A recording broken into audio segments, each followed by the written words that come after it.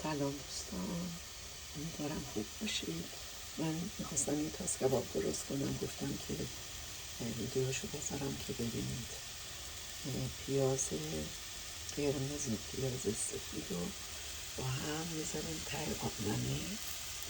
گوشتی رو که حتما قلمم داشته باشه، من چون از فریزر در آوردم هنوز باز نشده. وقتی دیدم که سرماخوردم و سینم گرفته، دیدم این بهترینه.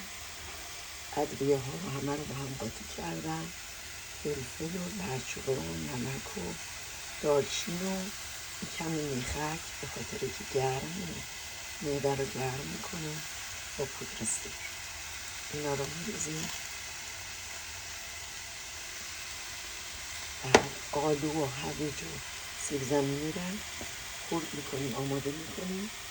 وقتی که این خرد هم رفت، دیگه من روغن نزدم، ببینم چی از آب در میاد.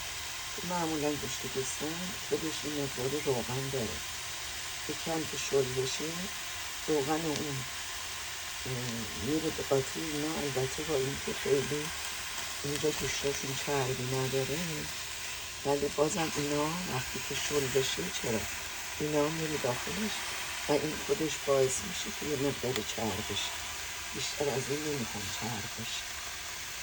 و وقتی که آماده شد دوباره براتون رو فیلم میکنم.